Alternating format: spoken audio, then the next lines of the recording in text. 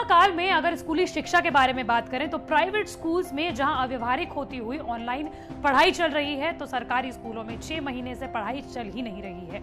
ऐसे में हर कोई माँ बाप अपने बच्चों के भविष्य के लिए परेशान है। लेकिन क्या इस कोरोना काल में स्कूल खुलना संभव है?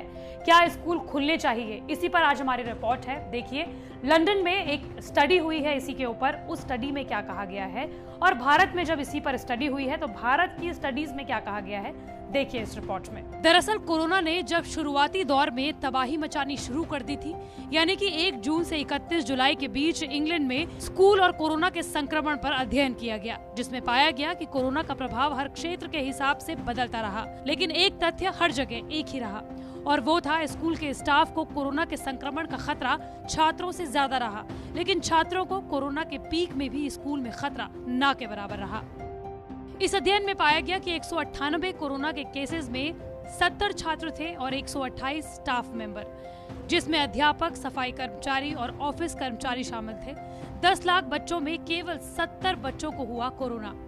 अध्ययन में ये भी पाया गया कि छात्रों को ज्यादातर कोरोना संक्रमण घर में होता है, जिसमें हेल्थ केयर वर्कर्स के बच्चों को कोरोना का खतरा सबसे ज्यादा रहता है। एक बच्चे से दूसरे बच्चे में कोरोना संक्रमण होना दुर्लभ होता है। स्टडी में ये भी पाया गया कि कोरोना महामारी में बच्चों को ये संक्रमण बहुत गंभीर नहीं होता, जितना घातक ये किसी वयस्क में होता है। वहीं भारत में हर रोज 60 से ज्यादा संक्रमण के मामले सामने आ रहे हैं। इस बीच हाल ही में कुछ मीडिया रिपोर्ट्स में ये दावा किया गया कि 1 सितंबर के बाद से चरणबद्ध तरीके से स्कूल खुल सकते हैं। हालांकि अब तक इसके बारे में सरकार की ओर से कोई दिशा निर्देश जारी नहीं किए गए, लेकिन अगर ऐसा फैसला होता है तो उस वक्त स्कूल खोलने से क्या खतरे होंगे और क्या ये कदम कोरोना वायरस के प्रकोप को और बढ़ाने का काम करेगा? दरअसल इस वायरस से बच्चों के बीमार पड़ने का रिस्क बहुत कम होता है। बाल रोग विशेषज्ञों के मुताबिक बच्चों को ये बीमारी बहुत ज्यादा परेशान नहीं करती। हालांकि कुछ मामलों में ये खतरनाक साबित हुई है, बच्चों की मौत भी हुई है, लेकिन ऐसे मामले बहुत ही कम हैं। विशेषज्ञों की माने तो मोटे तौर पर बच्चों के लिए इस बीमारी का एटीट्यूड काफी प्रोटेक्टिव रहा है। दुनिया भर में इस बीमारी की चपेट में आए लोगों में सिर्फ 2% ऐसे हैं जो 18 साल की उम्र से कम रहे हों। भारत में भी लगभग यही स्थिति है, लेकिन विशेषज्ञ ये भी मानते हैं कि भारत में अभी स्कूल खोलने का सही वक्त नहीं है।